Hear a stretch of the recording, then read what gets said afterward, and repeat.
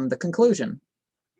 Here the Hâjî ends his practical study of mankind, the image of destiny playing with man as pieces, man as in humanity, not, gender neutrals and all that sort of thing.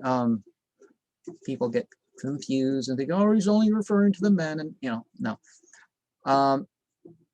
As pieces is a view common among Easterns. His idea of wisdom is once more Pope's, who says in Essay 4, 398, and all our knowledge is ourselves to know. Regret, i.e. repentance, was one of the 42 deadly sins of the ancient Egyptians. Thou shalt not consume thy heart, says the ritual of the dead. The negative justification of the soul or ghost. Lepsius, atteste des tad 10 bucks. We have borrowed competitive examinations from the Chinese, and in these morbid days of weak introspection and retrospection, we might learn wisdom from the sturdy old Kemites, the ancient Egyptians, where he sings, abjure the why and seek the how. He refers to the old scholastic difference of the demonstratio propter quid, why is a thing, as opposed to demonstratio quia, that a thing is. The great man shall end with becoming deathless, as Shakespeare says in his noble sonnet, and death once dead, there's no more dying then.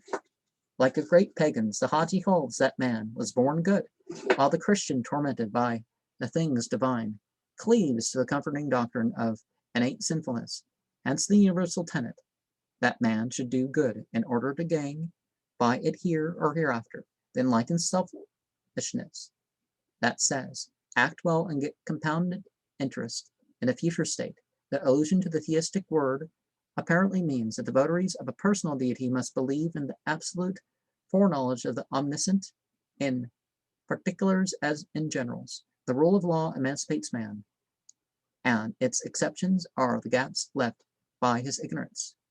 The wail over the fallen flower, etc., reminds us of the preamble lamentations of the anti-Brahminical writer Pathira Giri Yar. The allusion to Maya is from Das Kabir.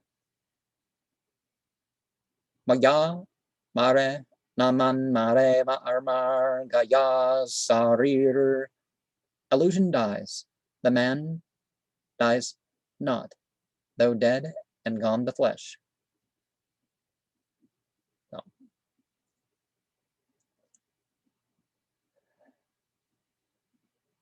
Nirvana, I have said, is a partial extinction, by being merged in the Supreme, not to be confounded with the party Nirvana, our absolute annihilation.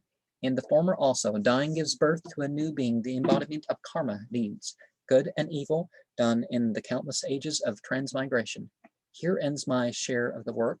On the whole, it has been considerable. I have omitted, as has been said, sundry stanzas, and I have changed the order of others. The text has nowhere been translated verbatim. In fact, a familiar European turn has been given to many sentiments which were judged too oriental. As the meter adopted by Hâjî ABDû was the Bahr Tawil long verse, I thought it advisable to preserve that peculiarity and to fringe it with the rough, unobtrusive rhyme of the original. Vive Veleque. And it's possible. Is this just something that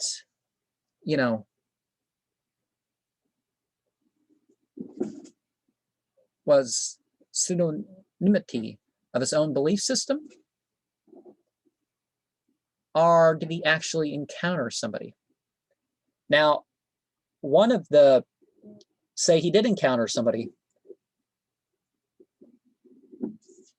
There are people in the Muslim world, and they've written down in their books that if a person pretends to be a Muslim, it's not that there's actually a penalty for apostasy or blasphemy or death or disbelief by an actual Islamic state, but it's made less clear in the aspect of somebody who pretends to be Muslim.